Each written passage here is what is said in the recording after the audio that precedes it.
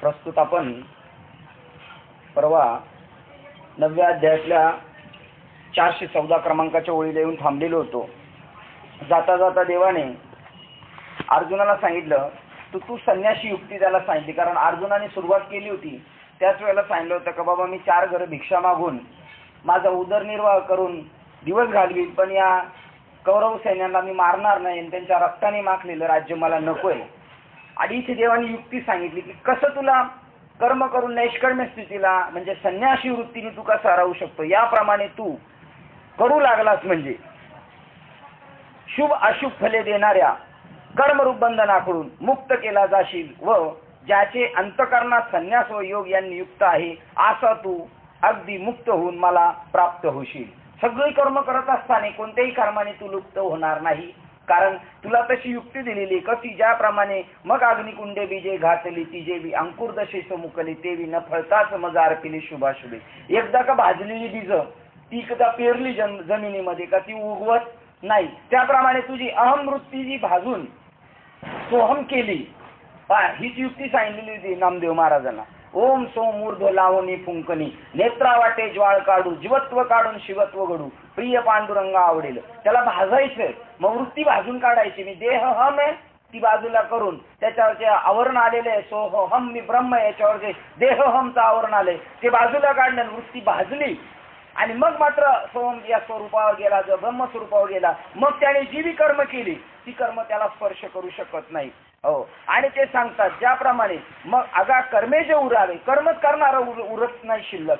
कारण जो कर्तृत्व ज्याच्याकडे होतं, ज्याच्याकडे अहमवृत्ती होती, ती अहमवृत्ती संपली. अगा कर्मे जे उरावे ते ती सुख दुःखाते फळावे आणि तया ते भोगायावे एका देहा. कर्म करावं आणि मग मात्र कर्म केलं तर मग त्याचं सुख आणि दुःख होईल, पण कर्म शिल्लक राहत नाही. कारण साधूचा बोध झाल्यानंतर आपण फार मोठमोठ्या वक्त्यांच्या मुखातून ऐकलेले की साधूचा बोध झाला का संचित कर्म आणि क्रियामान कर्म आपलं बाद होऊन जातं. फक्त प्रारब्ध कर्म आपल्याला भोगावं लागतं. प्रारब्ध कर्म हे भोगावंच लागेल आणि संचित क्रिया कर्म जे आपलं अजून बॅलन्स आहे ते साधूच्या बोधातून संपून जातं. आणि क्रियामान म्हणजे आपण जे करू ते उगवण्याच्या क्षमतेत राहत नाही, कारण ते भाजून राग झाल्यामुळं मग कर्म शिल्लक राहत नाही. त्यामुळे त्याला भोगण्यासाठी एक देह घ्यायला लागत नाही. जर कर्म शिल्लक राहिलं तर देह मिळतो. आज आपल्याला जो देह मिळालाय ते मागील कर्म भोगण्यासाठी आहे. त्याच्यानंतर त्यांनी सांगितलं ज्यावेळेला अशी होईल ती उगानेली समज कर्म तेव्हाच पुसले जन्म आणि मरण. जन्मा सर्वे श्रम वरचिवलंही गेले. ते म्हणतात तेव्हाच पुसले मरण जन्म. पहिलं मरणच पुसून टाकलं. काय वाक्य, जन्मास ते म्हणले असते जन्म मरण संपलं असं नाही, मरण जन्म संपलं. कारण आत्ताच माझं मरण मरून गेलेले, त्यामुळं मी मेल्यामुळं मरणच संपलं माझं, त्यामुळे जन्म शिल्लकच राहिले नाही. आत्ताच मरण नाही तर नंतर जन्म काय शिल्लक राहणार. म्हणून अर्जुना या परी पाहेचा वेळून हे भारी ही संन्यास युक्ती सोपारी दिली तुझं. ही संन्यास युक्ती तुला सोपारी दिली रे. तू तिच्यामध्ये वेळ घालू नको. आज करील उद्या करील परवा करून असं नको, तर लगेच ती गोष्ट अंमलात आण. त्यामुळं काय होईल, तू याच्यातून सुटून जाशील. पुन्हा एक युक्ती सांगितलं, या देहाचे बांधवडी न पडिजे सुख दुःखाचे सागरी न पडिजे सुखे सुखरूप घडीजे माझी अंगा. या देहाच्या बांधवड्यात या शरीरूपी गावामध्ये राहत असताना शरीराच्या नादी लागू नको, त्या शरीराच्या आम घेऊ नको त्याचा, आणि सुख आणि दुःखाच्या सागरात बुडू नको. आणि याच्यापेक्षा एक वेगळं सुख आहे, सुखे सुखरूप घडीचे माझी अंगा. माझं स्वरूप जे सुखरूप आहे सा तुझा कोण सांगा माझ्या पांडुरंगा सारिका. त्या माझ्या सुख स्वरूपामध्ये तू एक रूप हो आणि मग मात्र ती गोष्ट तुला शिल्लक राहणार नाही. असा जर झाला मग मी सर्व भूतामध्ये सम आहे. असा कोणी द्वेष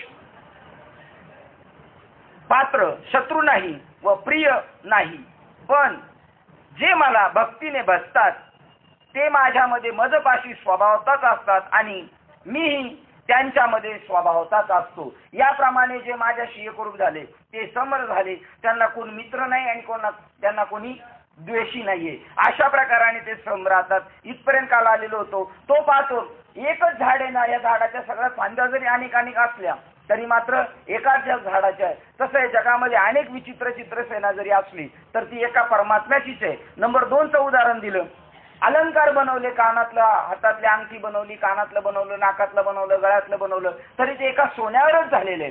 अलंकाराचा नाश झाला तरी सोन्याचा नाश नाही होत, म्हणजे आकाराचा नाश होतो पण मूळ स्वरूपाचा नाश होत नाही. अशा प्रकारे तो त्याला बसतो.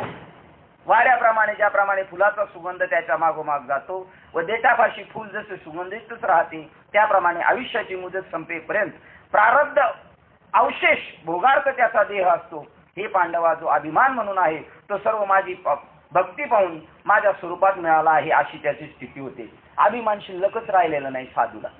अभिमान शिल्लक राहिला नाही, कारण त्याचा सगळा अहम माझ्यामध्ये संपून गेला. अहम दीप जाळोनी पा तो कापूर जो आहे ना, तो अहम जाळून टाकायचा का मग सोम निर्माण होतो. मग मात्र माझी भक्ती पाहून स्वरूपात तो मिळाल्यामुळे त्याच्याकडे अभिमान नसतो. फक्त तो जो जिवंत आहे तो शरीरात जो दिसतोय तो कशामुळे दिसतोय, त्याचं प्रारब्ध कर्म आहे, ते भोगल्याशिवाय कोणाला जाता नाहीत. पा रामाला सुद्धा प्रारब्ध भोगावं लागलं, रामाच्या वडिलांना प्रारब्ध भोगावं लागलं. हे प्रारब्ध मात्र संपू शकत नाही. इथपर्यंत काल आपण आलेलो होतो. तो एकरूप झालेला, त्याला स्नेही राहिलेला नाही, द्वेषी राहिलेला नाही, असं ऐक्यरूप स्थितीवर तो आहे. परंतु त्याचं मग कर्म संपलेलं आहे हे बी निश्चित झालं, पण प्रारब्धशी जे आहे ते भोगल्याशिवाय त्याला जाता येत नाही. काल आपण इथपर्यंत आलो होतो. पुढील विषयाकडे पाहूया. अशा प्रेम भावनेने जे मला भसतात व ज्यांनी हे शरीर रूपी पुन्हा प्राप्त होणार नाही, हे हव्या त्या जातीचे का असेना असोत. आणि हे अर्जुना, त्यांचे आचरणात विचार केला तर ते पाप करणाऱ्या पहिल्या प्रतीचे असतील. बाबा लोक तर सांगतात पुण्यवान पाहिजे, तुझं अजून पाप गेलं नाही. पा काय ज्ञानेश्वरीवर फाटा मार्ग सांगते. अनन्य भावाने जो मला भजायला आला ना, मग माझ्या अशा प्रेमाने जे मला भसतात, ज्यांना हे शरीर पुन्हा प्राप्त होत नाही, जे मला प्रभसतात ते म्हणजे त्यांना मुक्ती मिळाली व ते हवे त्या जातीचे का असेना, जात वीत गोत कोणत्याही जातीचा पंथाचा असू द्या, काय काय सांगा काकड्यामध्ये, याचा मात्र आपल्याला कधी निवाडाच केला नाही आपण. कानोपात्रा, नाचणारींची मुलगी, खोदू हिजडा, पिंजारी तो दादू, भजनी अभित हरीच्या पायी. कोणती जाते, मैराळ जनक कोण कुळ त्यांचे. मैराळ जनक, त्याचं काय कुळ सांगायचं, त्याला कुळच नाही. जसं खंडोबाला सोडलेल्या असतात त्या मुरळ्यान, त्यांना झालेला मुलगा, त्यांनी कोणत्या वाघ्याचं नाव सांगायचं, काय त्याला बापाचं नाव आहे, त्याचं नाव आहे जनक. मैराळ जनक कोण कुळ त्यांचे, महिमान त्याचे कोण काय सांगू. पण याता यात धर्म नाही विष्णुदासा, निर्णय हा ऐसा वेदशास्त्री. हो, ते कोणत्याही जातीचे असू द्या, कसे असू द्या, पण ते मला बसले ना, संपला विषय. ते जातीचे कोणते आहेत ते असू ना. आणि हे अर्जुना, त्यांचे आचरणाचा विचार केला तर ते पाप करणाऱ्या पहिल्या प्रतीचे असतील. पाप किती केला असेल त्यांनी, एक नंबरचे पापी असतील, पण साधन आपलं असते ना जबरदस्त. तुका म्हणे महा पातके पाती पतीत होती जीवन मुक्त हेळा मात्रे. हेळा मात्र म्हणजे सागरातली लाटाशी उसळते, थोडा वेळ वर उचलते आणि पुन्हा सागराशी एकरूप होते. त्याच्या मध्ये जेवढा वेळ गेला ना, उचलली आणि पुन्हा मावळणार, त्याच्या मध्ये जो वेळ गेला त्याला हेळा मात्र म्हणतात. तेवढ्या टायमिंग मध्ये जीव मुक्त होऊ शकतो. असं पॉवरफुल साधन आमच्या साधूंचं. तुका म्हणे महा पातके पती. पा किती उदाहरण दिलं. अजा मेळा महापाप राशी, तोही नेला देवा वैकुंठाशी. का पाती परत वेशा गणिकाती सत्य लोकांनी लिही. काय त्यांची एवढी होती ती भक्तीची, एवढी कोणत्याही क्वालिटीचा असं तुम्हाला उदाहरण दिले मागे. त्यांनी लोखंड कैक वर्षापासून किती जमिनीत पडलेलं असलं खोल, पण जर का परिसाचा संबंध झाला तर त्याचं सोनं व्हायला काहीच वेळ लागत नाही. त्याप्रमाणे अर्जुना, त्याचे आचरणात विचार केला तर ते पाप करणाऱ्या पहिल्या प्रतीचे असतील. वाल्या कोळी पहिल्या प्रतीचा, तरी ज्यांनी आपल्या आयुष्याचा उर्वरित शेवट भक्ती मार्गात खर्च केला असल्यामुळे त्यांना माझे स्वरूप प्राप्त होते. किती वेळ, एक तास उरला खटवांग रायाची. खटवांग म्हणजे काय, नाठा माणूस, पण ते सुद्धा एक तास उरला, भाग्यदशा कशी प्राप्त झाली, त्याचं परम भाग्य उदयाला आलं एक तासाच्या मध्ये. मग तो कोणत्या किती पापी असला तरी त्याच्याशी काही घेणं देणं नाही, असं संप्रदाय सांगतो. हो का दुराचारी, विषयी आसक्त, किती विषयाबद्दल आसक्ती असू द्या, संत कृपे त्वरित उद्धरती. बरे असा नियमच आहे की अंतकाळी जशी बुद्धी असेल तशीच गती त्याला पुढील जन्मी प्राप्त होते. म्हणून आपल्या आयुष्याचा शेवट काळ ज्यांनी माझ्या भक्तीस अर्पण केला, तो पूर्वीचा जरी दुराचरण करणारा असला तरी तो सर्वोत्तम आहे असे समज. एखाद्या मनुष्याने महापुरात उडी घातली व सर्व मनुष्यात तो बुडून मेला असे वाटले, परंतु शेवटी तो जर न मरता मरता बाहेर निघाला तो जिवंत अलीकडच्या काठावर आला, त्यामुळे त्याचे बुडाले पण जसे व्यर्थ होते, त्याप्रमाणे पूर्वी केलेले पाप अखेरीस केलेल्या अनन्य भक्तीने नाहीसे होते, उरतच नाही. काय उदाहरण दिलं? पडला समुद्रात, सगळ्या लोकांनी पाहिलं, वाहत वाहत गेला, मेला म्हणून डिक्लेअर झाला, पण काठावर अलीकडच्या पलीकडच्या काठावर जाऊन जिवंत निघाला, म्हणजे तो जिवंत राहिला ना. तसा हा पाप करून करून लोक म्हणली हे भंगार झालं, पण शेवटच्या स्टेपला साधूची भेट झाली, उद्धार झाला त्याचा पाप. याकरता पूर्वीचा पाप चरण करणारा असला तरी नंतर त्यांनी अनुतापरूपी तीर्थात स्नान केले. कोणत्या तीर्थात स्नान करायला सांगितलं? चंद्रभागा, भीमा का गंगा, यमुना, कोणत्या तीर्थात स्नान करायला सांगितलं? पुन्हा एक वेळ पुन्हा मागे जाऊन पहा. याकरता कोणी पूर्वीचा पापाचरण करणारा असला तरी नंतर त्यांनी अनुतापरूपी तीर्थात स्नान केले. कोणत्या? अनुताप. हाची अनुताप घेऊन सावध, काहीतरी मना बोध करी. तीर्थात स्नान केले, असा तीर्थात स्नान केले व असा तीर्थात न्हावून जर सर्व भावाने मला शरण आला. तीर्थात काय करून? न्हावून पूर्ण सर्वांगाने ओला चिंब झाला, तर त्या भक्तीनेच त्याचे आता कुल पवित्र झाले, त्यालाच निर्मळ शुद्धी खरी अशी कुलनता प्राप्त झाली आणि जन्माला आल्याचे त्यासच फळ मिळून त्याचे सार्थक झाले. त्याने सर्वही शास्त्रे वगैरे अध्ययन करून अवगत केली, त्या तपाचीही आचरण केल्याचे श्रेय झाले व त्याने आसनाधिक अष्टांग योगाभ्यास केला असे समज. अर्जुना, हे बहुत वर्णन असू त्याची अखंड तीव्र स्वरूपाची आवड, प्रेम लक्षणात्मक वृत्ती मदविषयक आहे. अरे तो कर्मरूपी बंधनात सर्वोत्तपरी निश्चयाने पार पडला. हे अर्जुना, ज्याने आपल्या मनबुद्धीचे सारे व्यवहार एकनिष्ठ रूपी संदुकेत माझ्या विषयीची अनन्य श्रद्धा रूपी पेटीत भरून संदुका माझ्या स्वरूपामध्ये ठेवली. एकदा मला अनन्य भक्ती झाला, त्यांनी सगळं केलं, योग पण त्यांनी केला, सगळ्याच गोष्टी त्यांनी केल्यासारखं झालं. बघा, त्यांनी त्याचे कुल पवित्र झाले. बघा, त्या भक्तीने त्याच्या आता कुल पवित्र झाले, एकटा नाही शुद्ध झाला. एक माळकरी झाला तर सगळे घरातले माळकरी होऊन जातात. एक माळकरी झाला तर अशी कुलीनता प्राप्त झाली. जन्माला आल्याचे त्याचे फळ त्याला मिळाले. ज्याच्यासाठी आला होता ती गोष्ट त्याची शास्त्र वगैरे अध्ययन करून अवगत झाली. जरी त्यांनी शास्त्र वाचली नाही तरी त्यांनी सगळं शास्त्र अध्ययन केला, कारण तो त्या वाटेने गेला आणि त्या वाटेने गेल्यानंतर त्याच्या मुखातून जे बाहेर पडणार आहे ते शास्त्रच बाहेर पडणार. एवढी त्याची परिपक्वता झाली. बस, काय किती पापी असू द्या, फक्त त्यांनी काय करायचंय? अनन्य भावाने देवाला शरण जायचं. आता तो भक्त काही अवकाशाने मरणोत्तर काका तिकडे ते जरा दोघ जण जरा बडबड चालू, जाऊ दे काका, जाऊ दे. आता तो भक्त काही अवकाशाने मरणोत्तर मज सारखा होईल असा तुझा कदाचित समज होईल, पण आगा अर्जुना, तो अमृताचंच वास्तव्य करतो. आता इकडे बघायचा, असा जो भक्त मला अनन्य झाला तो काही काळाने मला येऊन भेटेल का?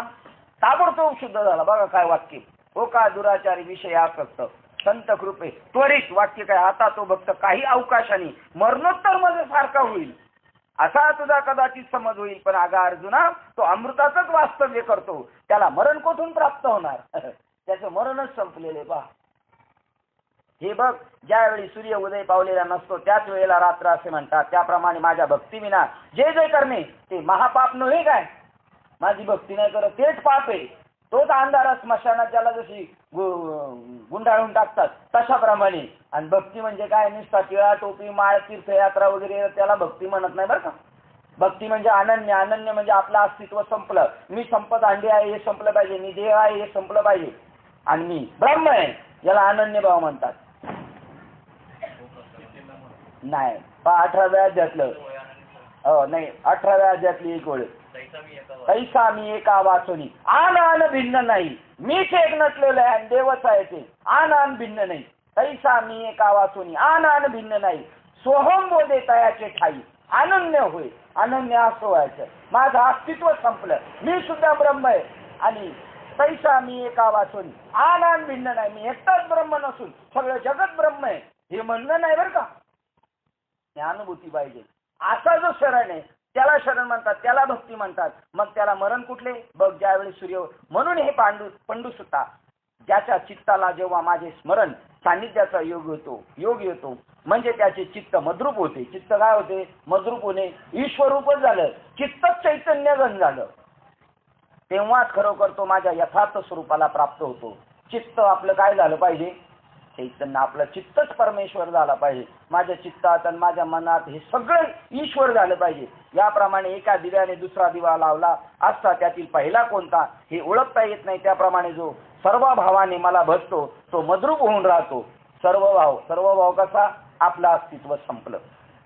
मग त्याला माझी नित्य उपलब्ध रूपी शांती, तीच त्याची स्थिती व कांती त्या सहज प्राप्त होते. काय वाक्य सांगितलं, नित्य शांती. कोणती शांती, आत्मशांती, पराशांती त्या जीवाला प्राप्त होते. नित्य म्हणजेच मोक्ष, त्याला नित्याचा मोक्ष मिळतो. उपलब्ध रूपी शांती, तीच त्याची स्थिती व कांती त्या सहज प्राप्त होते. त्याचे शरीर सुद्धा तसंच होऊन जातं. फार काय सांगावे, तो माझ्या जीवानेच जिवंत राहतो. त्याचे एकमेव उद्दिष्ट आहे फक्त, देव माझा मी देवाचा, हीच माझी सत्यवाचा. त्याच्या पलीकडे दुसरं काहीच नाही. पार्था सांगितलेले येथे वारंवार तेच किती सांगू, पण जर तुला माझ्या प्राप्तीची इच्छा असेल तर माझी भक्ती क्षणभरही विसरू नकोस. क्षणभरही मला बाजूला विसरू नकोस. मी आणि तू एक आहे, मात्र दृढ ठेव. अरे कुळाच्या चांगुलपणाची आवश्यकता नाही. कोणत्या जातीत जन्मला, मिले मोठ्या जातीचा, मिले ब्राह्मण आहे, मिले क्षत्रिय, हो असली कोणत्याही प्रकारचा अभिनिवेश घेऊ नको. अरे कुळाच्या चांगुलपणाची आवश्यकता नाही म्हणून त्याचा अभिमान ठेवू नका. चांगल्या जातीची अडचण नाही, चांगल्या जातीची अडचण नाही आणि चांगला आहे याचा द्या अभिमान नको. कदाचित आमचे कुळ शुद्ध आहे म्हणाल तर तसे तवू नका. मग मग बघा, आपलं कुळ शुद्ध आहे असं म्हणू नका. आता ज्ञानेश्वर महाराजांचं कुळ अशुद्ध होतं का? ब्राह्मण होते, ब्राह्मण तरी शुद्ध नव्हते. कधी शुद्ध झाले? काय आहे का तुमच्याकडे प्रमाण? याती कुळ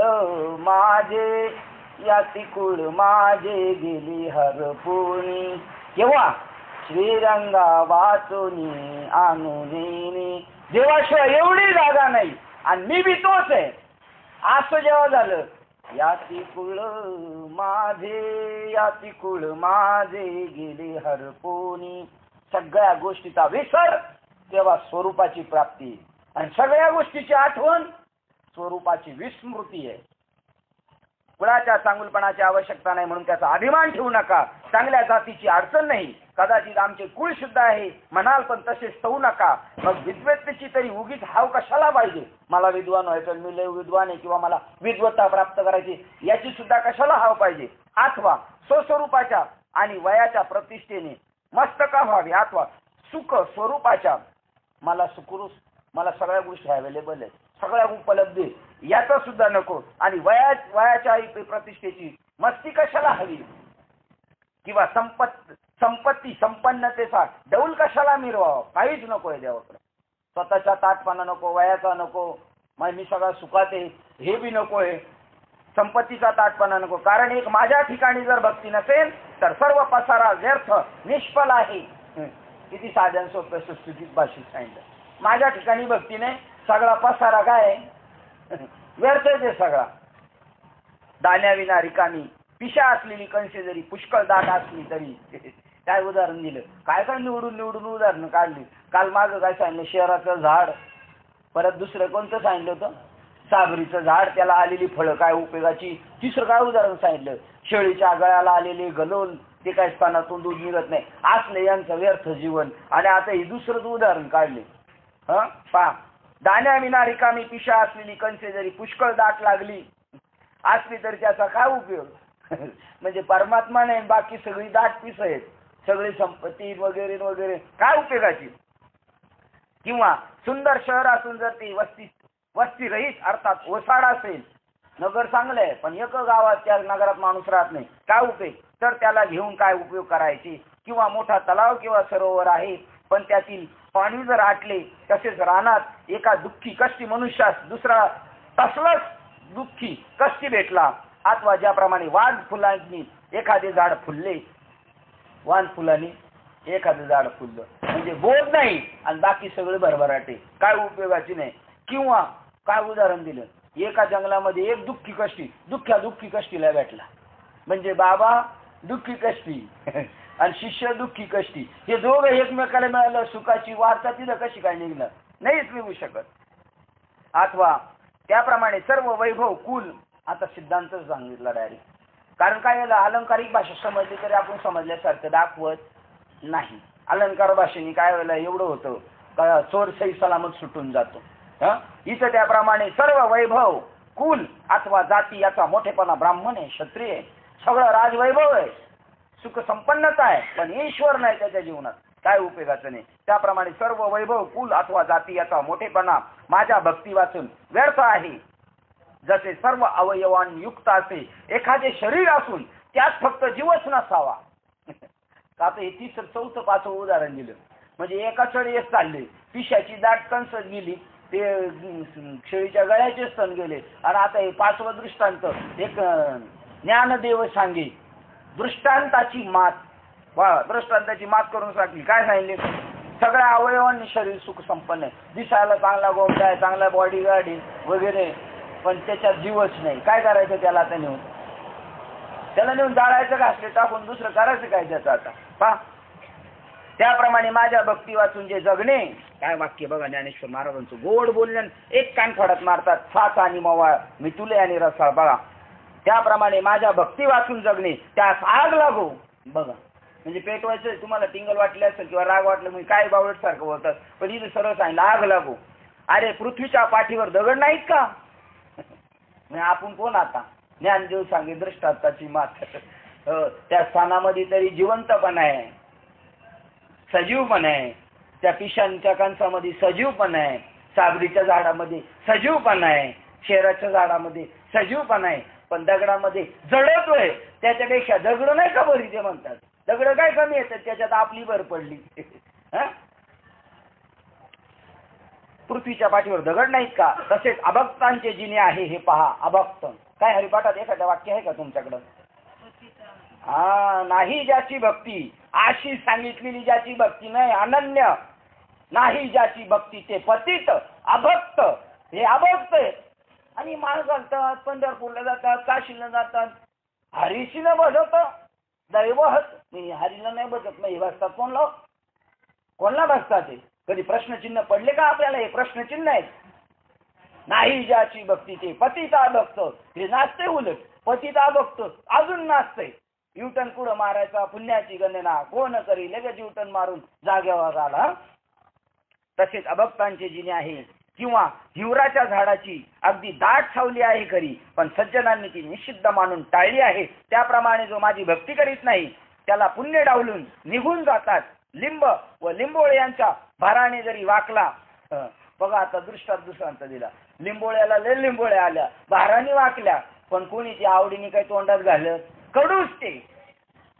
लिंब व लिंबोळ्यांच्या भाराने जरी वाकला, इतक्या लिंबोळ्या आल्या तरी त्यापासून ज्याप्रमाणे कावळ्यांना सुकाळ होतो. कोणाला? म्हणजे याची जी नातेवाईक आहेत, आपते स्टेजी पाहुणे रावळी, घरी येणारी बसणारी जाणारी, हे सगळे कोण? त्यांचा त्या कावळ्यांनाच उपयोग होणार. कावळ्यांना सुकाळ. त्याप्रमाणे माझी भक्ती न करणारा मनुष्य पापाचीच जोड करण्याकरता वाढलेला असतो. किंवा ज्याप्रमाणे षड्रस अन्न खापरात वाढले व अन्नांनी भरलेले ते खापर चव्हाट्यावर ठेवले म्हणजे कुत्र्यांच्याच उपयोगाला येते. कावळे बरे, पण आता पुढची स्टेप घेतली अजून माऊलींनी. कोणती स्टेप घेतली बाळा? कोणती स्टेप घेतली? कुत्र्याची घेतली. म्हणजे कावळे नाही ते, आता हे सगळे चरणारे कोण आहेत? ही कुत्री. त्याप्रमाणे जो स्वप्नातही पुण्यमार्गाचे आचरण करण्याचे जाणत नाही त्या भक्तिहीनाचे जिने म्हणजे संसार दुःखाचे ताट वाढून आमंत्रण नेऊन ठेवल्याप्रमाणे होईल. जो कधी स्वप्नात सुद्धा पुण्य सत्कर्म करायचं जाणत नाही त्यांनी काय करून ठेवलेले? संसार रूपी ताट वाढून ठेवलेले. किती जन्माचं? 84 लक्ष योनीचं संसाराचं ताट त्याने स्वतःच तयार करून ठेवलेले. कोणीच कोणाचा अनहित करत नाही. जो तो आपलेच वाट निवडत असतो. आपल्याला परत जन्माला यायचं का नाही यायचं हे आपलंच आपण करून ठेवलेलं असतं. म्हणूनच उत्तम कुल असले पाहिजे असे नाही, अथवा जातीने अंत्यजच असला तरी चालेल. इतकेच काय, पण पशुचा देह प्राप्त झाला असला तरी चालेल, पण माझी भक्ती पाहिजे म्हणजे कृतार्थता लाभेल. पहा की नकराने गजेंद्राला धरल्याने त्याने त्यातून सुटण्याकरता दीनपणाने माझे स्मरण करून माझा धावा केला. त्यावेळेस तो मदप्रत प्राप्त झाल्यामुळे त्याचे पशुपण व्यर्थ गेले. अरे जी अधमाहून अधम व जिचे नाव देखील घेणे वाईट अशा पाप योनी जे जन्माला आले आहेत, जन्म तर अशा पाप जातीतील अविवेकी आणि केवळ दगडाप्रमाणे मूर्ख असेनात, परंतु माझ्या ठिकाणी मात्र सर्वस्वी दृढ भक्तिभाव आहे. म्हणजे किती खालच्या युनिटला असला, फार भंगार मधला भंगार, पण तो जर माझी भक्ती करत असेल तर तो तात्काळ पुण्यवान आहे. ज्याच्या वाणीने माझाच नामोच्चार होतो, ज्याची दृष्टी माझेच स्वरूप पाहते व ज्याचे मन माझ्याच विषयाची विचार संकल्प करीत असते, ज्याचे कान माझेच गुणानुवाद ऐकण्याशिवाय रिकामे नसतात.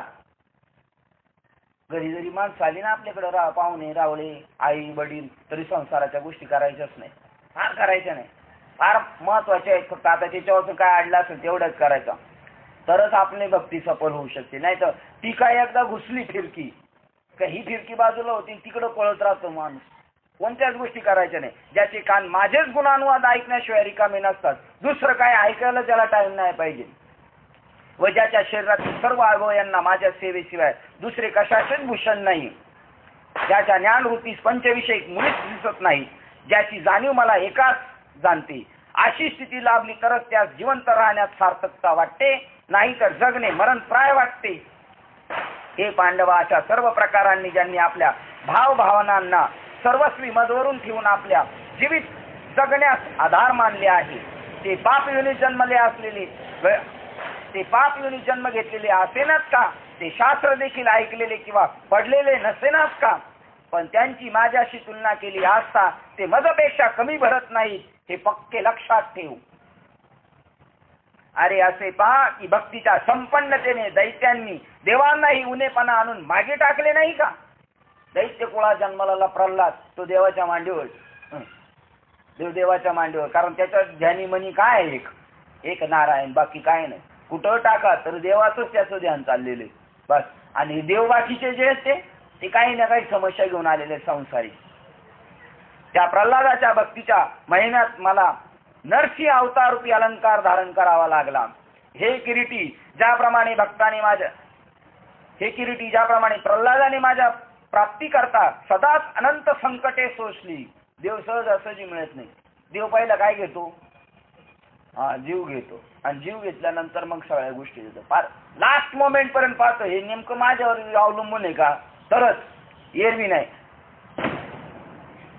माझ्या प्राप्ती करता सदाच अनंत संकटे सोसली. त्या प्रल्हादाचे चरित्र जर कोणी वर्णन केले तर त्याला माझ्या प्रसन्नतेपासून जी फलप्राप्ती होते तीच फलप्राप्ती त्या प्रल्हाद चरित्र वर्णनापासून होते.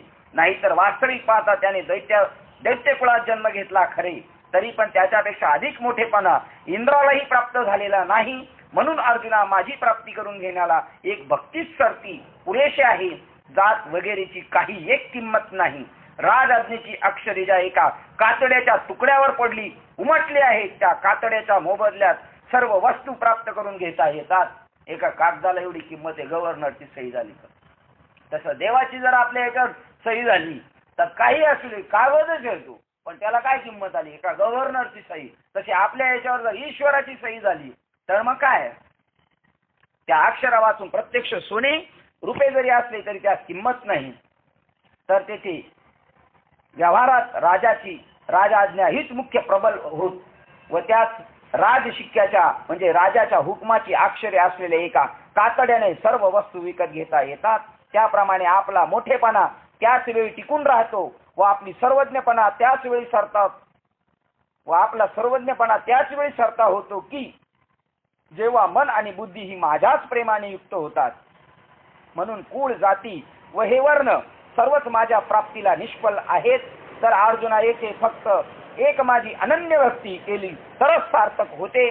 ती माझी भक्ती वाटेल त्या हेतूने का होईना, पण माझ्या स्वरूपी येईल असे झाले पाहिजे. मन एकदा का माझ्या स्वरूपात आले की मागील जाती कुळ निरर्थक ठरतात. उदाहरण काय देतात, ओढे जोपर्यंत गंगेस मिळाले नाही तोपर्यंत त्यातील पाण्यास ओहळ, वहाळ वगैरे म्हणतात.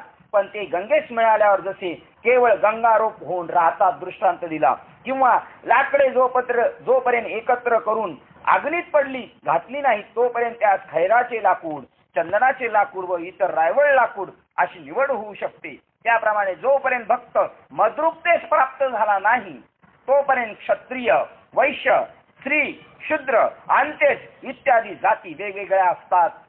ऐका जाण, फार मोठमोठ्या पदावर आरूढ राहिलेले आहेत लोक, त्यांना अजून असं वेगवेगळं दिसतंय. त्याचं कारण काय? ही खैराची लाकडं, ही चंदनाची लाकडं, ही वेगळी का दिसतात त्यांना? कारण ही अजून अग्नीत पडली नाही. नंबर 2चं उदाहरण दिलं, जोपर्यंत गटारीचं पाणी गंगेला मिळत नाही तोपर्यंत त्याला ओल नाला वगैरे म्हणणार, पण ज्यावेळेला ते गंगेला मिळेल तोपर्यंत त्यावेळेला गंगारूप होईल. आणि दृष्टांत देऊन शेवटी सिद्धांत देतात ते.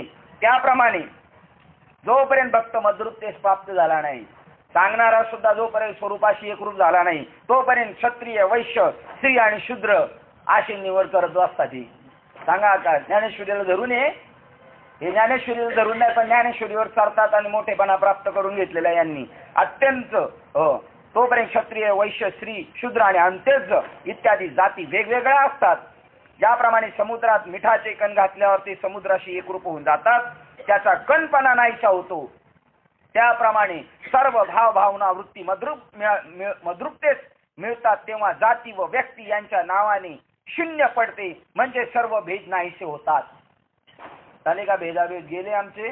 नाही गेले भेद, कारण आम्ही त्या स्वरूपाशी एकरूप नाही झालं. पुन्हा जाता जाता अजून एक त्याने दृष्टांत दिला, मिठाचं जोपर्यंत समुद्राशी ऐक्य होत नाही तोपर्यंत त्याचा मीठपणा किंवा वेगळेपणा संपत नाही. तसंच जोपर्यंत आपण स्वरूपाशी एकरूप होत नाही तोपर्यंत आपल्याला जाती, पंथ, धर्म, माणसं, स्त्रिया, पुरुष वेगवेगळे दिसतील.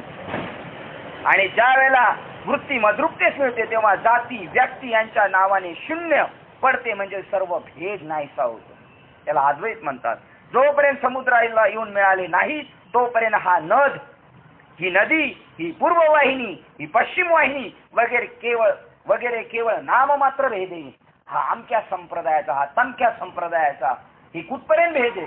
ही पश्चिम वाहिनी नदी, ही पूर्व वाहिनी नदी, ही कुठपर्यंत भेद आहे? जोपर्यंत समुद्राला मिळत नाही. समुद्राला मिळाले का भेदाभेद संपला, एकरूप झाले. तुका म्हणे गंगा सागर संगमी, अवघ्या उर्मी झाल्या एकमय. पहा, मग जाती, पंथ, धर्म संपले. तुम्हाला सांगतो, अफगाणिस्तान मधला आता जरी संत असेल, भले मुसलमान युनिटला असला, तो कुराण वाचत असेल तर त्याचं आणि भारतातला गीता वाचणाराचं यांचं एक मत असेल. अशी पुस्तकं आपल्या हातात आली पाहिजेत. अशी पुस्तकं मार्केटमध्ये एक गीता आणि कुराणचं ऐक्य सांगणार. मला यशवंतरावने आणून दिलं होतं आणि मी शिवाजीनगरला लाईनला उभं होतो. पुढच्या रिक्षावाल्याशी बोलायला गेलो तर मागच्या रिक्षावाल्याने ते पुस्तक लांबवलं. त्याच्यात गीता आणि कुराण एक काय, कुराणाने काय सांगितलं, गीतेने काय सांगितलं, बायबलने काय सांगितलं, हेच सांगितलंय. याच्यापेक्षा वेगळंच नाही त्याच्यामध्ये.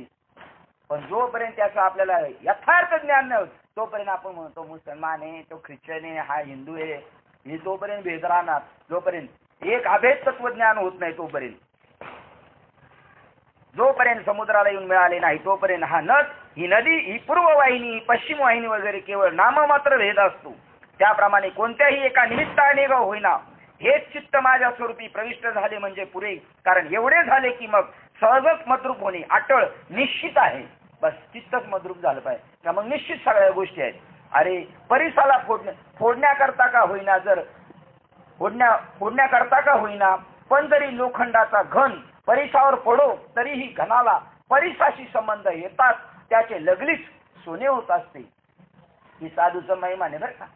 हे साधू म्हणजे काय, बुवा नाही, कीर्तनकार नाही, प्रवचनकार नाही, भागवताचार्य नाही, रामायणाचार्य नाही, त्यांचं नाही वर्णन चाललं इथं. त्या परिसाचं उदाहरण बघा सांगितलं. लोह परिसाची नसा हे उपमा, त्याच्यापेक्षा संतांचा महिमा आगाधच. लोखंडाला परीस करून करून काय करते, फक्त सोनच करतंय. तसं म्हणते ह्या बाबाकडे गेलो मी कीर्तनकार झालो, म्हणजे ह्या बाबाकडे गेलो मी वाजवायला लागलो, त्या बाबाकडे गेलो गायला लागलो. परेशानी काय केलं, लोखंडाचं फक्त सोनच केलं. पण आपल्यासारखं केलं का बाबांनी? नाही केलं. आणि म्हणून तुकावराला वाटलं हा दृष्टांत बरोबर नाही, लगेच खुडून काढला. त्यांनीच मांडलेला सिद्धांत दृष्टांत खुडला.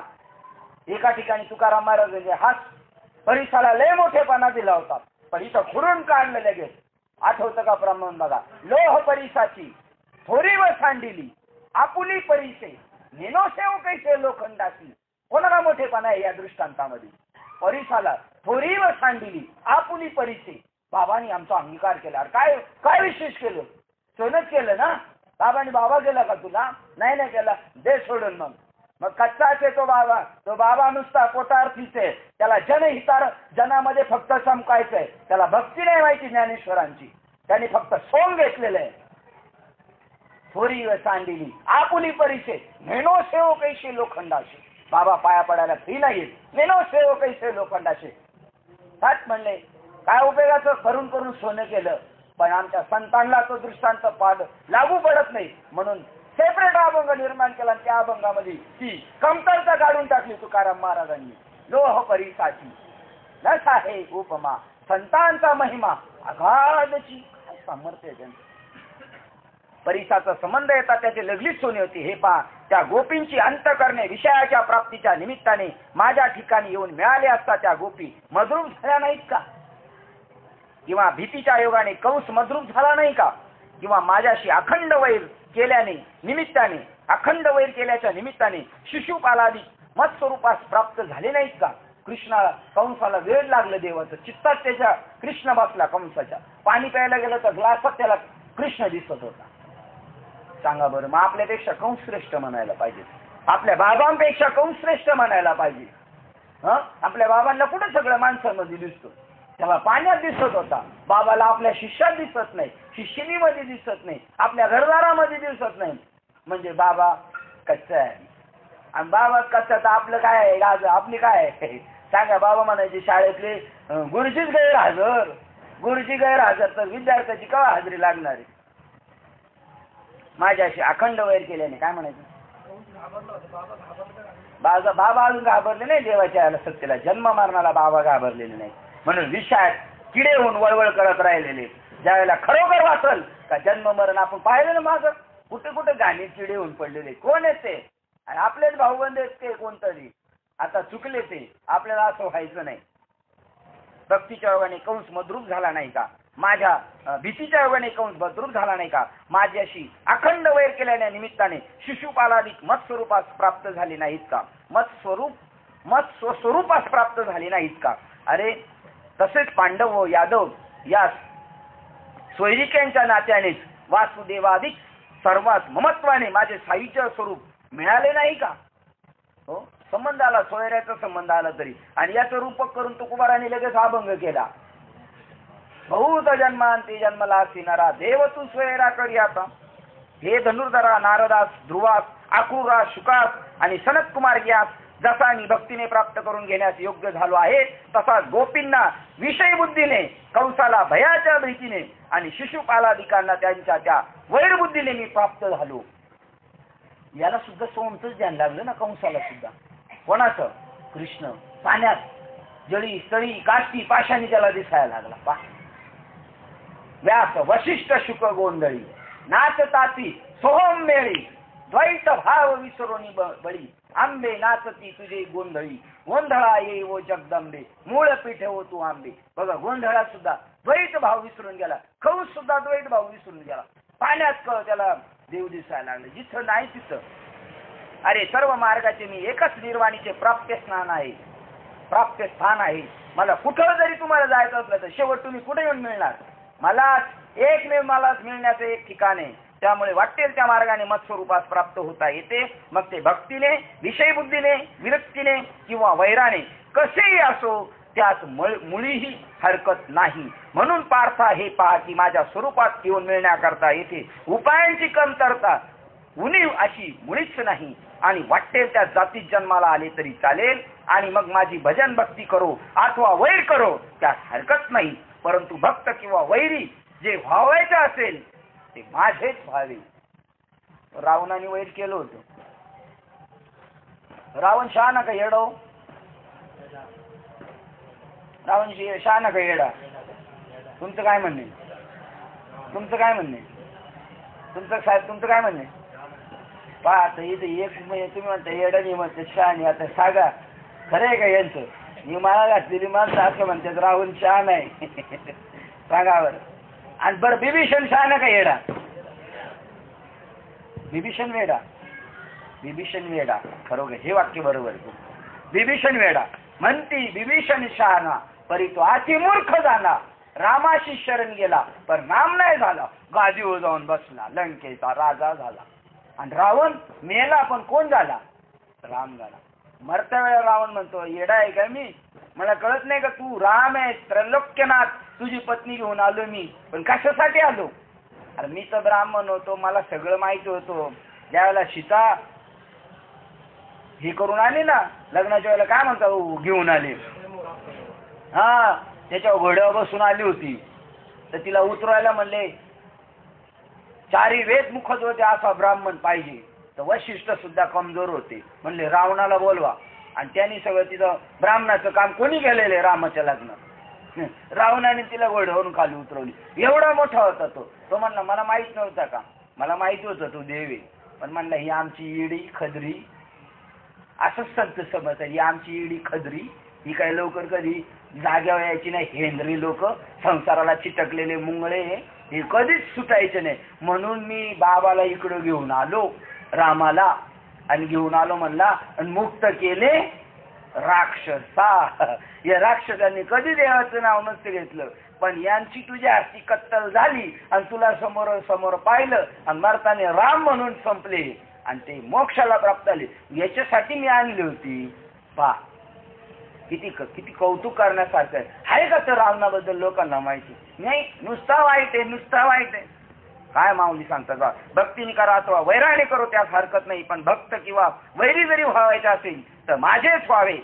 अरे कोणत्याही का निमित्ताने होईना जर माझ्याशी निकट संबंध आला तर मद्रूप होणे हे अगदी खास त्याच्या हाती आलेच आहे. यास्तव हे अर्जुना, पाप योनी जन्म घेतलेले किंवा वैश्य शूद्र अथवा स्त्रिया यांनी माझे भजन भक्ती केली असता ती माझ्या स्वरूपात प्रत येऊन मिळतात. भक्तीला अधिकार नाही महिलांना, टाळ पण नाही घ्यायची, भजनाला नाही घ्यायची. आमचे बाबा नाही कधी महिलांना टाळ घेऊन देत. तुमचा बाबा का आकाशातून पडला का मातीतून उकरून काढला? काय साधू संतांची निंदा करतात ही लोक. नारी की निंदा मत करो, नारी है रतन की खान, जिस नारी से पैदा हुए ध्रुव प्रल्हाद और हनुमान, यांची कीर्ती तुम्ही कुठून आले? पण अल्पज्ञ अज्ञानी लोक धर्माच्या व्यासपीठावर बसल्यामुळं धर्म धोक्यात आणलेला आहे. माझी भजन भक्ती केल्यास माझ्या स्वरूपात येऊन मिळतात. नाथ महाराजांच्या हरिपाठात असं काही प्रमाण आहे का तुमच्याकडे? नर नारी धोका दुराचारी ताबडतोब मला भजलाय का मुक्त होऊन जातात, माझ्यासारखेच होऊन जातात. मग स्वर्गलोकी म्हणजे ज्याचे केवळ निर्वाह करता दिलेले इनाम गाव आहे व जे वेदातील मंत्रविद्येचे माहेरघर आहेत, असे जे सर्व वर्णामध्ये छत्र चामराप्रमाणे श्रेष्ठ असे जे ब्राह्मण, सगळ्या योनीचं सांगितलं, शूद्राचं सांगितलं, वैश्याचं सांगितलं, स्त्रियांचं सांगितलं, हो अंत्यजांचं सांगितलं. एवढ्यांदा जर मी एवढं करतो तर जे खरोखर वेदोक्त ब्राह्मण आहे त्यांना का मी डावलणार आहे? त्यांना तर मी जवळच घेणार आहे. बघा आता सगळ्या मोठ्या माणसांना नंतर घ्यायचं आणि पहिले शूद्रांना बारकाल्यांना जवळ घ्यायचं.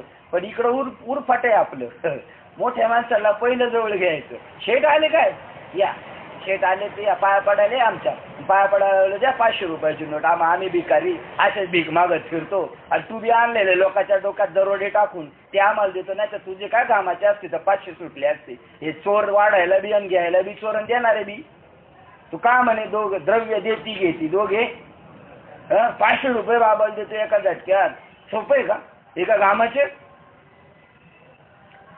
पहा बरं, इथं सांगतात स्वर्गलोक म्हणजे ज्याचे केवळ निर्वाह करता दिलेले इनाम गाव आहे आणि जे वेदातील मंत्रविद्येचे माहेरघर आहेत, जे सर्व वर्णामध्ये छत्र चामराप्रमाणे श्रेष्ठ आहेत असे जे ब्राह्मण, जे या पृथ्वीवरील देवच आहेत. काय प्रमाण आहे का तुमच्याकडं? तुकाराम महाराजांना रामेश्वर भट्टाने त्रास दिला तरी तुकाराम महाराज, रामेश्वर भट्ट जेव्हा तुकाराम महाराजांना शरण आले पाया पडायला लागले, तुकाराम महाराजांचा तुम्ही नाही पाया पडायचं. पहा काय साधूचा मोठेपण आहे. ते म्हणतात तुम्ही पृथ्वीवरील भूदेव आहात, आम्ही तुमच्या पाया पडायचो, तुम्ही नाही आमच्या पाया पडायचं. जे पृथ्वीवरील देवत आहेत व जे तपश्चर्येमध्ये, आता असं वाटते ब्राह्मणाकडे बघताना आपल्याला असं वाटते पृथ्वीवरचे देव आहेत ते आपण त्यांचे बाप झालेलो आहे, आपल्याकडे माल आहे त्यामुळं देव आपण झालो. जे या पृथ्वीवरील देवत आहेत, जे तपश्चर्येचे मूर्तिमंत अवतार आहेत आणि जे सर्व तीर्थाचे उदय पावलेले मूर्त दैवत आहे, ज्यांच्या ठिकाणी यज्ञाचे अखंड वास्तव्य असते. देवाला विकलेले असतात बस त्यांच्या त्या नियमाने देवच असतं. ज्यांच्या ठिकाणी यज्ञाचे अखंड वास्तव्य असते, जे वेदातील वेदाची बळकट वज्र कवच आहेत व ज्याच्या कृपादृष्टीच्या मांडीवर सर्व कल्याणाची मंगलाची वाढ होत राहते, ज्याच्या श्रद्धापूर्वक इच्छारूपी ओलाव्याने सत्कर्मरूपी वेल विस्तार पावला आहे व ज्याच्या निश्चयात्मक संकल्पावर सत्य जिवंत राहिलेले आहे. मी माळ घालायचे ते म्हणलं कोणाकडून घालावं माळ? माझ्या डोक्यातले मोठमोठे महाराज होते, पण सुरुवात कुठून करावं? आमच्या गावात दत्त जयंतीला मग जे ब्राह्मण काका होते त्यांच्याकडूनच माळ घातली आणि मग बाबांकडून नाममंत्र घ्यायचं. चांगली गोष्टीची सुरुवात कोणाकडून करायची? ते भेटतात आणि एकदा घेऊन गेलो बाबांना गावी. म्हटलं बाबा हे का यांनी मला माळ घातली, माझे गुरु आहेत. तर बाबा त्या काकांना म्हणतात बाबा यांनी तर द्रोह केलेला आहे, पहिला गुरु असताना जिवंत दुसरा घेतलाय. ते काका म्हणले नाही नाही बाबा काय नाही, जो जो घेतला जायचा काय. ज्याच्या श्रद्धापूर्वक इच्छारूपी ओलाव्याने सत्कर्मरूपी वेल विस्तार पावला आहे व ज्याच्या निश्चयात्मक संकल्पावर सत्य जिवंत राहिले आहे, ज्याच्या आशीर्वादाने अग्नीचे आयुष्य वाढले म्हणून ज्याच्या प्रीतिस्तव अग्नीला समुद्राने आपले पाणी दिले. मी लक्ष्मीला बाजूला सारून एकीकडे केली. काय उदाहरण सांगणार आहेत आता सांगा? देव सांगतात त्यांनी मारलेली भृगूने मारलेली छातीवर लाट सुद्धा मी ते श्रीवत्सलांछन माझं चिन्ह मिळवतो, मला भूषण वाटतंय ते. मी लक्ष्मीला बाजूला सारून पलीकडे केली, कौस्तुभ मणी गळ्यातून काढून हातात घेतला आणि मग भृगूच्या पायधुळीच्या प्राप्ती करता मी आपल्या छातीचा खळगा पुढे केला. अरे अर्जुना, ज्या भृगूच्या पावलांची खून म्हणजे श्रीवत्सलांछन मी अजूनपर्यंत हृदयावर वागवीत आहे, ती का वागवतो असे म्हणशील तर त्याचे कारण म्हणजे आपल्या षडगुण ऐश्वर्य रूपी शांत भाग्य समुद्राचे रक्षण करण्याकरता हे होय. हे आपलं सगळं स्वरूप टिकून राहावं म्हणून. हे महावीराजाचा कोप म्हणजे केवळ काळ, अग्नी व रुद्र यांचे वस्ती स्थान आहे, इतके भयंकर आहेत व तेच प्रसन्न झाले असता फुकट अनायासे अष्टमहासिद्धी प्राप्त होतात. असे पुण्यवंत व पूज्य जे ब्राह्मण त्यातून जे माझ्या ठिकाणी पूर्ण भक्तीने तत्पर आहेत ते मद्रूप होतात. काय का ब्राह्मणाची ताकद सांगितली बघा. हो, ते जर तापले तर त्यांच्यापुढे सूर्य अग्नी रुद्र सुद्धा नॉर्मल आहेत आणि ते जर प्रसन्न झाले तर मग मात्र काय आपल्याला मिळू शकतं पहा बरं. अनायासे अष्टमहासिद्धी प्राप्त होतील जर ते प्रसन्न झाले तर. असे पुण्यवंत व पूज्य जे ब्राह्मण त्याची आणि त्यातून जे माझ्या ठिकाणी पूर्ण भक्तीने तत्पर आहेत ते मद्रूप होतात. हे काय निराळे समर्थन करून सिद्ध करण्यास पाहिजे असे जे असते त्यांना मी दावणार आहे का? आता खालच्या युनिटला दैत्याच्या कुळातल्या प्रल्हादाला जर मांडीवर घेतलं तर यांना बाजूला सरेल का? हे पहा, चंदनाच्या अंगवायूने स्पर्श केलेल्या जवळच्या निर्जीव म्हणजे कमी किमतीच्या लिंबांनी चंदनाचा वास लागल्यामुळे जर देवाच्या मस्तकावर राहण्याचे स्थान मिळवले. काय वाक्य दिलं? प्रल्हादाचा मोठेपणा आबाधित ठेवून त्याची जाणीव त्याला परत करून दिली. लिंब कडू आहे पण कुठे जाऊन बसलाय? डोक्यावर देवाच्या जाऊन बसलाय. तर कडू लिंबाला जर एवढी मोठी जागा आहे तर गोड लिंबाला कोण डावलणार आहे? म्हणजे ब्राह्मण काकांना पावर. हे पहा, चंदनाच्या अंगवायूने स्पर्श केलेल्या जवळच्या निर्जीव म्हणजे कमी किमतीच्या लिंबांनी चंदनाचा वास लागल्यामुळे जर देवाच्या मस्तकावर राहण्यास स्थान मिळवले. पण त्या कडू लिंबांना कोणाचा संबंध आला? चंदन म्हणजे कोण? चंदन तापलेल्या माणसाला निववितो. चंदन म्हणजे कोण? तापलेल्या माणसाला निववितो. मग चंदन म्हणजे कोण? चंदन म्हणजे संत. त्रिविध तापाची झाली बोलवण, देखिल्या पाय वैष्णवांचे. तुका म्हणे गुण चंदनाचे अंगी, तैसे तुम्ही जगी. चंदनाचे हात पाय हे चंदन, परिसा नाही ही कोण हंग. पा, चंदनाचा वास लागला त्यामुळे देवाच्या मस्तकावर राहण्यास स्थान मिळवले. तर मग प्रत्यक्ष चंदनाचे वास्तव्य तेथे घडणार नाही का? लिंब जर तिथे गेला तर चंदन तिथं जाणार नाही का? असे मनात तरी कसे आणावे?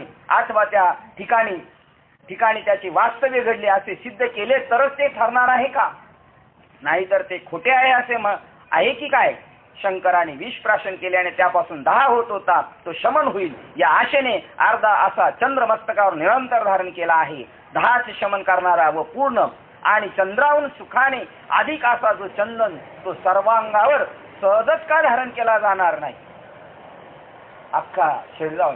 आणि याच्यातून अजून एक युक्ती माहिती पडली आपल्याला. सांगा बरं, चंद्र शीतल आहे का चंदन शीतल आहे? चंद्र शीतल आहे ना. चंद्र तुमच्या दोघात एक मागे एक नंबर लागलेले, एक म्हणतो चंद्र शीतल, एक म्हणतो चंदन शीतल. पहा वाक्य, मी पुन्हा मागे जातो, मग परफेक्ट उत्तर द्यायचं. 10चे शमन करणारा व पूर्ण आणि चंद्राहून सुवासाने अधिक असा जो चंदन, तो सर्वांगावर सहजच का धारण केला जाणार नाही? आशेने असा चंद्र मस्तकावर निरंतर धारण केला आहे. 10चे शमन करणारा व पूर्ण आणि चंद्राहून सुवासाने अधिक आहे असा जो चंदन, तो सर्वांगावर सहजच का धारण केला जाणार नाही? किंवा रस्त्यावरील, तरी सुद्धा आता सुवासाने आहे समजा, चंदनीच भारी, पण शांतीनी तरी कोण भारी? चंद्र भारी का चंदन भारी? नाही, आता समजा एखाद्याचा 10 होतो आणि त्याला चंद्राखाली नेऊन ठेवला तर तो शीतल होईल का? त्याच्या आत थांबल का? आणि जर चंदन चोळून लावला तर लवकर होईल ना. म्हणजे आता चंदन भारी का नाही? आता चंदन भारी आहे. मग किंवा रस्त्यावरील उदकेही जिचा आश्रय केल्यामुळे समुद्रात जाऊन सहजच मिळतात. काय उदाहरण दिलं? ही उदक म्हणजे प्रल्हादादिक जी ही उदक मिळतात, तिचा आश्रय केला ती समुद्रात जाऊन मिळतात. तर गंगेला समुद्राशिवाय दुसरी गती आहे का? म्हणून राजर्षी असोत किंवा ब्राह्मण असोत, ज्यांच्या क्रियेला व बुद्धीला एकमेव मीच रक्षण करणारा व आश्रय स्थान आहे, त्यांना निश्चयाने परमगती मीच आहे आणि स्थिती म्हणजे असणेही मीच आहे. यास्तव शतावधी चित्रांच्या नावेत बसून आपण बुडणार नाही का? आता आपलं चाललंय, देवाला जर भजलो नाही आणि बिंदास बसलेले नावेत, कोणत्या 100 छिद्र पडलेल्या नावेत आपण बसलेले, आणि जर त्याच्यात ती नदीत ढकलली नाव तर काय होणार आहे? पैल तीरावर जायच्या आतच बुडून जाणार आहे. यास्तव शतावधी छिद्राच्या नावेत बसून आपण सगळे हसतोय, पण आनंद वाटतोय आपल्याला, कारण आपण बुडणार नाही. यास्तव शतावधी छिद्राच्या नावेत बसून आपण बुडणार नाही. अशा भरवशाने निष्काळजी स्वस्थ कसे राहावे, तसे शस्त्राचा वर्षाव चालला असता आपल्या दुखापत होणार नाही. अशा भरवशाने उघड्या अंगाने कसे असावे, अथवा अंगावर दगड पडत असता ढाल पुढे का करू नये, रोगाने ग्रस्त झाले असता औषध घेण्याविषयी उदास कसे राहावे. म्हणजे लवकर माळ घालून अनुग्रह घेऊन माणसाने लगेच तयार झालं पाहिजे असं ते म्हणतात. अरे चोहूकडून वनवा लागल्यावर तेथून बाहेर कसे पडू नये, त्याप्रमाणे अनेक दुःखांनी भरलेल्या मृत्यू लोकास प्राप्त होऊन मला का भजू नये बरे? अरे माझे भजन न करण्याला आपले कल्याण करून घेण्याचे असे सामर्थ्य जीवाच्या अंगी आहे काय? कोणास ठाऊक माझे भजन न करून हे करणार आहेत का? त्यांची घरी अशी कोणती भोग्य वस्तूची समृद्धी आहे की ज्याच्या जोरावर जे निष्काळजी झाले आहेत? कोणत्या सुखावर निष्काळजी झाले? असं काय वस्तू आहे घरी का बिनधास्त राहिलेले आहेत, आपलं काय टेन्शन घेत नाही? अथवा विद्या किंवा तारुण्य यापैकी कोणाच्या जोराने हे बेपरवा होऊन बसले आहेत? मला न भजता बेपरवाईने बसण्यासारखी व निश्चित सुख प्राप्ती होईल असा या प्राण्यांना कोणाचा भरवसा आहे? कोणास ठाऊक. ज्ञानेश्वर महाराज म्हणतात, भगवान कृष्ण म्हणतात, कशावर हे बिंदास राहिलेले आहेत, का भजत नाहीत मला? म्हणून तुकाराम महाराज म्हणतात, सांगतो तुम्हासी भजारे विठ्ठला, नाही तरी जन्म गेला जन्म वाया.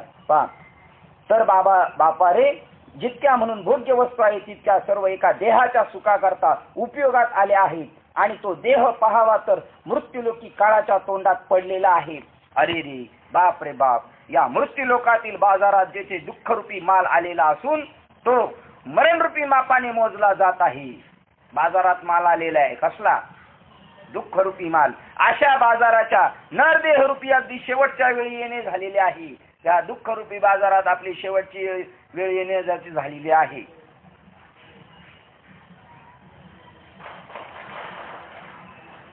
शेवटची वेळ येणे झाली आहे. तरी हे पंडुसुता, अशा दुःखरूपी बाजारात जीवाला सुख होईल, सुखाने जगता येईल अशी वस्तू येथे कशी खरेदी करता येईल? हे पहा, विझवून गेल्यावर राहिलेली राखुंडी फुकीत बसले तर त्यापासून कधी दिवा लागेल का? काय याला प्रमाणे का ज्ञानेश्वर महाराजांनी? राखोडी फुंकिता दीप न लगे, तैसा शब्द कुसरी ज्ञान न पवे. अरे विषयाचे कांदे वाटून ते पिळून त्याचा रस निघेल असा रस निघेल, त्याला अमृताचे नाव ठेवून ते पिऊन त्यापासून ज्याप्रमाणे अमर होण्याची इच्छा करावी त्याप्रमाणे या विषयापासून होणारे जे सुख ते केवळ महत् दुःख आहे. परंतु काय करावे, जे अज्ञानी मूर्ख लोक आहेत त्यांना त्या विषयाचे सेवन केल्याशिवाय राहवतच नाही. त्यांचे करणे कसे आहे पहा. पायास झालेल्या जखमेवर आपले मस्तक तोडून बांधावे हे जितके चांगले तितक्याच त्या मृत्यू लोकातील सगळ्या गोष्टी चांगल्या आहेत. म्हणजे ओरफाट पायाला जखम झाली आणि ती रिपेअर करण्यासाठी काय कापायचं, मुंडकं कापून टाकायचं, म्हणजे तो जगला का मेला. असं उलट आहे मृत्यू लोकातला न्याय. म्हणून या मृत्यू लोका सुखाची नुसती गोष्ट कोणास आपल्या कानाने ऐकता येईल का. व विस्तवांचे निखारे असणाऱ्या अंथरुणावर निजले असता आनंदाने गाढ झोप कोठून लागणार. सांगा बरं. एकमेकाला आपण फोन करतो आणि म्हणतो मी खुशाले, त्याला सांगतो म्हणतो मी खुशाले. आपण सगळे खुशालेत का? खुशालेत? विस्तवावर झोपलेली माणसं खुशाला असणार आहेत. अरे ज्या मृत्यू लोकाचा चंद्र क्षयरोगग्रस्त आहे, जेथे सूर्यादिकांचा उदयसमुळी असता करता होतो व जेथे दुःखही सुखाचा अंगरखा पोशाख घालून सुखाला जगाला सदा छळीत आहे. दुःखाने कोणाची कपडे घातली, सुखाची कपडे घातली आणि त्यामुळे लगेच पोराला घ्यायला जातात. आणि काय घेतलं पदरात पाडून, दुःख. जेथे कल्याणाकरता गोष्टीचा अंकुर फुटतो व न फुटतो तेच त्यावर अकल्याणाची कीड व आच्छादन पडते. व मृत्यू हा पोटाच्या घरात असताना गर्भाला देखील शोधित येतो. म्हणजे ते पोरग अजून मृत्यू लोका जन्माला आलं नाही, उदरातच आहे, तरी त्याचा मृत्यू ठरलेला आहे, तिथं शोधित आलेला आहे त्याला. जे प्राप्त चिंतनार्ह नाही तिचे चिंतन करावयास लावते व ज्याचे चिंतन न करतो तोच त्याला यमदूत घेऊन जातात. बरे ते कोणत्या गावी घेऊन जातात याचा पत्ताही लागत नाही. कोण यमदूत कोणत्या गावाला घेऊन गेले पत्ता लागत नाही. अरे सर्व वाटा शोधल्या असताही मृत्यूलोकी गेलेल्याचा एकही पाऊल माघारी फिरलेला दिसत नाही. व जिच्या ठिकाणची मृत्यू पावलेली असंख्य लोकांच्याच सर्व गोष्टी हीच पुराणे आहेत. या मृत्यू लोकात सगळ्या गोष्टी कोणत्या पुराणांमध्ये लिहून ठेवलेल्या आहेत. मेलेले माणसांची सांगायची गोष्टी, त्याचं नाव काय आहे, पुराण. हे मृत्यू लोकाचं वैशिष्ट्य काय. ज्ञानेश्वर महाराजांनी चपराक मारली पा. वाक्य पुन्हा एक पाऊल मागे जाऊया आपण. अरे सर्व वाटा शोधताही मृत्युमुखी गेलेल्याचे एकही पाऊल माघारी फिरलेले दिसत नाही. व ज्या ठिकाणी मृत्यू पावलेल्या असंख्य लोकांच्या सर्व गोष्टी हीच पुराणे आहेत. हे पुराणांमध्ये कोणाच्या गोष्टी सांगतात, मरून गेलेल्याच्या. जिवंत माणसाच्या नाही गोष्टी सांगायच्या. आणि ज्ञानेश्वरी कोणाची गोष्ट सांगते, हयात असणाराची बी सांगते, मेलेल्याची सांगते आणि अजून पुढे येणार आहे त्याची गोष्ट सांगणार आहे. तेथील अशाश्वतेची महती सृष्टी उत्पन्न करणाऱ्या ब्रह्मदेवाच्या आयुष्यापर्यंत जरी सांगत बसले तरी सविस्तर वर्णन होणे शक्य नाही. इथली महती सांगत बसलं तर संपणारच नाही. ब्रह्मदेवाचं आयुष्य किती आहे तेवढं सांगत बसलं तरी इकडचा उरफाटा मार्ग सांगता आयुष्य संपून जाईल. अशी ज्या मृत्यू लोकांची स्थिती, तेथे जन्म घेणाऱ्या लोकांच्या स्वस्थपणाकडे पाहून मोठे मला नवल वाटते. त्यांचा स्वभाव किती विलक्षण आहे पहा. अरे किंवा परलोकी होणाऱ्या लाभाच्या प्राप्तीकरता त्यांच्या हातून एका कवडीचे भांडवल सुटत नाही. ते जेथे सर्वस्वाची हानी होते अशा ठिकाणी कोट्यावधी रुपये खर्च करतात स्वतःच्या देहासाठी किंवा काही आयुष्य आरामासाठी खर्च करते. ज्याच्यात तुमचं नुकसान आहे तिथं कोट्यावधी. पण जिथं धर्माने तुम्ही जोडले जाल देवाशी तिथे एक रुपया खर्च करत नाही.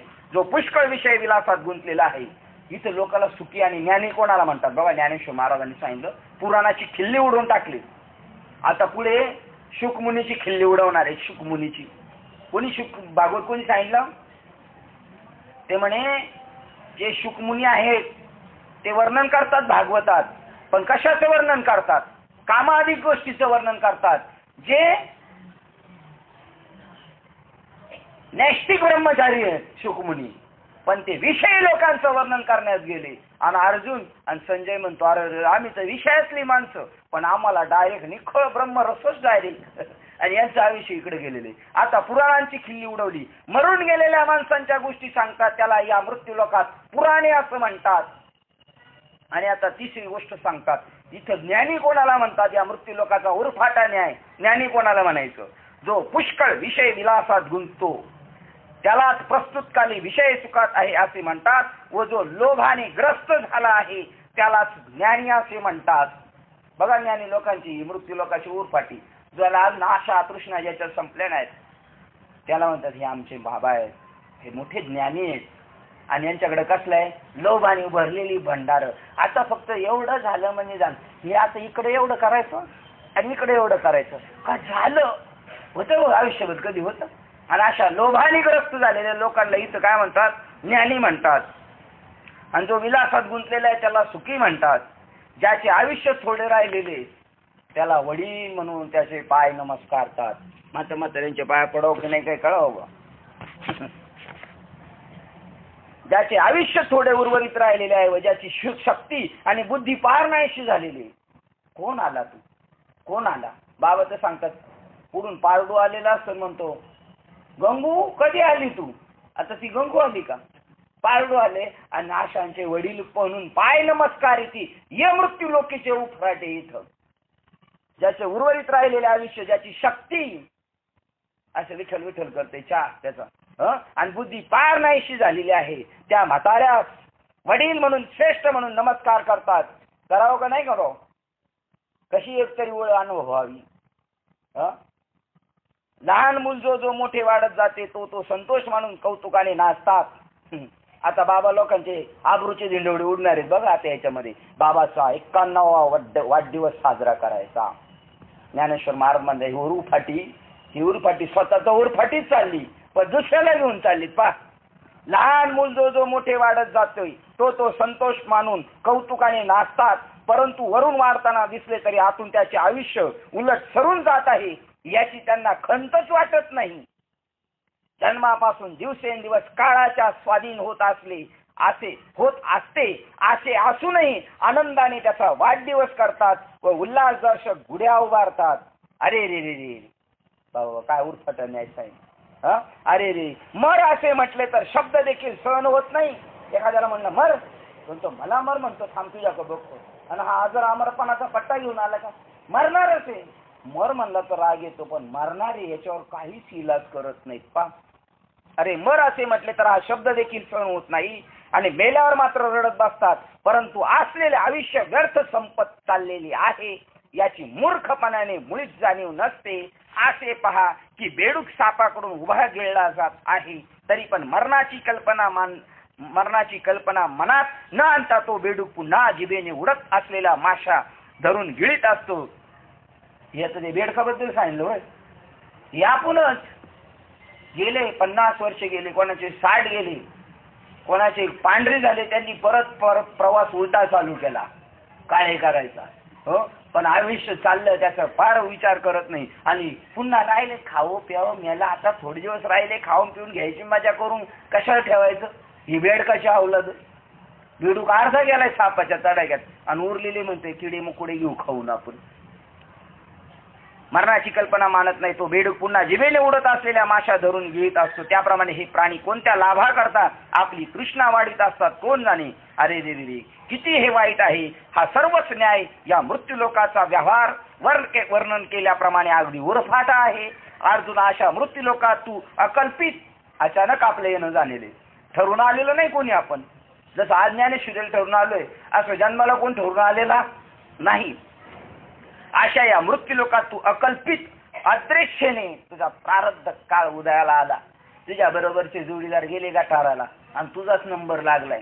तुझ्या बरोबर 1000 लोक वेटिंग लिस्टवर होते तुझं पण लकीली तुझा नंबर लागलाय. अदृश्यने म्हणजे प्रारब्धाने दैववशात जन्मास आला आहेस तर मी तुला बजावून सांगतो की तू झटकन अंग झाडून या राहटीतून मोकळा हो. तो अंग झाटून आता इथून निघ जाता झटकून अंग झाडून राहटीतून मोकळा हो आणि या भक्ती मार्गास लाग की ज्या योगाने माझ्या अविनाशी निर्दोष स्वरूप स्थितीस प्राप्त होशील.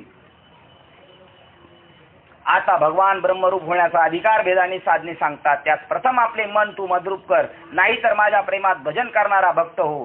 तसे होत नसेल तर माझ्या उद्देशाने यजन कर म्हणजे कर्म कर.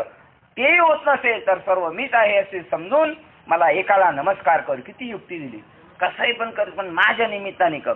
हे पहा जो माझ्या अनुसंधानाने मनातील सर्व संकल्प पूर्णपणे जाळून नाहीसे करतो तोच माझे चांगले यजन करणारा आहे असे नाव पावतो. असा माझ्या योगाने संपन्न होशील त्याच वेळेस माझ्या स्वरूपाला पावशील. ही माझ्या अंतकरणातील अत्यंत गुह्य गोष्ट तुझ्याजवळ मी सांगत आहे. अरे सर्वांना चोरून ठेवलेली अशी आमची, बघा आता इथं सर्वांना चोरून ठेवलेली, आता लागती का? सर्वांपासून चोरून ठेवली ना, सर्वांना चोरून ठेवलेली हा, अशी होती गोष्ट. कधी कधी इथं आपण वाचणाऱ्याने जर ठिकाणावर राहून करायचं, ही प्रिंटिंग मिस्टेक होते अशी कधी कधी. आणि प्रिंटिंग मिस्टेक काढायला जरा हुशार माणसं ठेवायची ना, ती अनपड छाप ठेवलेली असतात.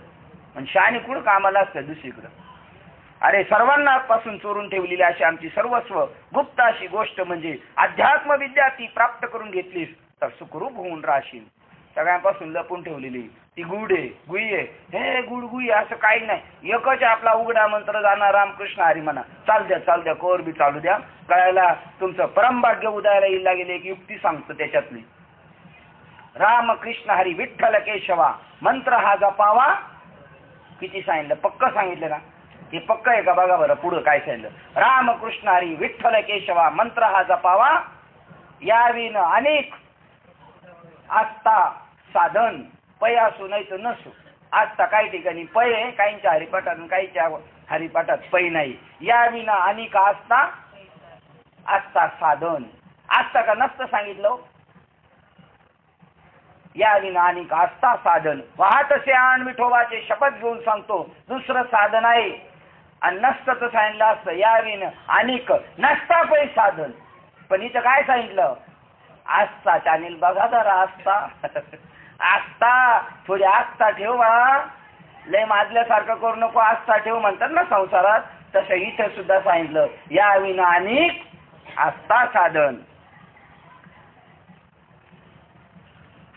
संजय सुखरूप होऊन राहशील. या सर्वांपासून चोरून ठेवलेली अशी आमची सर्वस्व गुप्त गोष्ट म्हणजे अध्यात्म विद्या ती प्राप्त करून घेतलीस तर सुखरूप होऊन राहशील. संजय धृतराष्ट्रास सांगतो, समारोप व्हायची वेळ आली. श्यामवर्ण परब्रह्म व भक्ताची इच्छा पूर्ण करणारा कल्पवृक्ष जो श्रीकृष्ण तो याप्रमाणे बोलला. संजय धृतराष्ट्रास म्हणाला, अहो नीट ऐकत आहात ना? आता बघा कोणाला सांगायची पाळी आलेली. कीर्तन सांगायची पाळी आली, पण कोणाला सांगायची पाळी आली? संजय सांगतोय, नोकर सांगतोय. कोणाला सांगतोय? स्वामीला सांगतोय. आणि इथं नोकर डोळस आहे आणि शेठ कसा आहे? शेठ आंधळ आहे. आता आंधळ्याचं काम करायला लागले काय राहायला लागतं कोणाला? ज्ञानी माणसाला. अंगठे बहादूर याला इंग्लिश मध्ये काय चाललेलं कळत नाही, ते मंत्री असतात. आणि इथं फार चांगले मोठमोठे ऑफिसर झालेले असतात, IAS ऑफिसर झाले असतात, पण त्यांना असा साहेबाले का लगेच सॅल्यूट मारायला लागतो. कोणाला? जे सैचा निशाणा अंगठा, त्याला काही गमन तपो कळत नाही, त्याला याला मारावा लागतो. या मृत्यू लोकाचा हा उरफाटाने आहे. संजय धृतराष्ट्रास म्हणाला, चालू द्या. संजय धृतराष्ट्र म्हणाला, नीट ऐकलत ना? पण हे ऐकून ज्याप्रमाणे रेडा महापुरात आला तरी त्यास न जुमानता पाण्यातच बसतो. रेड्याला किती हाकलून देण्याचा प्रयत्न केला, रेड्याला पाण्यातून उठवायचा प्रयत्न केला, उठतो नाही. त्याप्रमाणे कोणाला उपमा दिली? शेठला. आता शेठला असं म्हणल्यावर जमल का? उठत नाही. त्याप्रमाणे हा कृष्ण अर्जुन संवाद ऐकून हा म्हातारा धृतराष्ट्र स्वस्थ वृत्ती परिणाम न होता, वृत्तीवर परिणाम झाला पाहिजे आपल्यावर, परिणाम न होता बसला होता. त्यावेळी संजय मान डोलून आपल्याशीच म्हणाला, हा काय भगवत मुखातून अमृताचा वर्षाव झाला हा. परंतु हा दुर्दैवी धृतराष्ट्र येथेच असून शेजारच्या गावात गेल्यासारखा आहे. तरी पण हा आमचा धनी असल्यामुळे अशा रीतीने त्याला स्पष्ट बोललो असता आमची वाणी दूषित होईल, म्हणजे मला दोष लागेल. पण त्याचा स्वभाव असा असल्यामुळे येथे कोणी काय करावे असो. परंतु मुनिश्रेष्ठ व्यास देवाने श्रीकृष्ण अर्जुनाचा संवाद धृतराष्ट्रास सांगण्याच्या निमित्ताने माझे रक्षण कसे केले, माझा उद्धार केला, माझे मात्र भाग्य धन्य आहे. श्री ज्ञानेश्वर महाराज संजयाची स्थिती सांगतात. संजय इतका मनाचा निश्चय करून मोठ्या सायासाने बोलत असता अष्टसात्विक भाव उत्पन्न होऊन त्यास त्यांनी असे आपल्या अधीन करून घेतले की तो त्यास आवरेनाच. तो अष्टसात्विक भाव असे श्रीकृष्ण अर्जुन संवादाचे चित्त चकित झाले व स्थिर होऊन आटावायस लागला. अष्टसात्विक भाव झाला म्हणजे इथं माणूस जो बसलेला आहे, जर त्याला जर ती स्थिती प्राप्त झाली, तो गडबड्या लोळल, तो मनात राहणार नाही, ध्यानावर राहणार नाही, शरीर त्याच्या हातात राहणार नाही, मूर्छित होऊन पडू शकतो. चकित झाले, चित्त स्थिर होऊन आटावास लागले, वाणी जागच्या जागी स्तब्ध राहिली, अंगात अंगरखा घातल्यासारखे नखशिकांत रोमांच उभे राहिले. आणि असला वाढल्या कोळ्याच्या अंगातून रोमरोमातून भजन होत होतं, कृष्णाच्या रोमारोमातून भजन होत होतं. कोणाच्या? अर्जुनाच्या. आपल्या बी रोमारोमातून होऊ शकतो. बाबा पॉवरफुल भेटला तर. वाणी जागच्या जागी स्तब्ध राहिली. अंगात अंगारखा घातल्यासारखा नखशिकांत रोमांच उभे राहिले.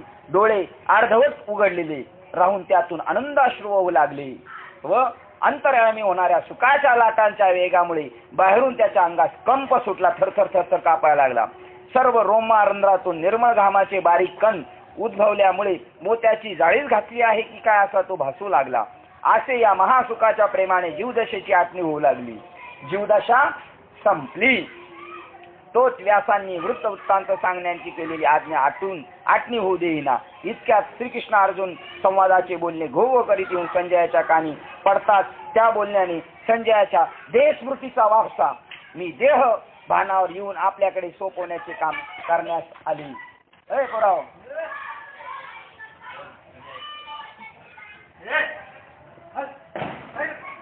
हा अर्जुनाचा देहभाव संपला. संजयाचा देहभाव संपला.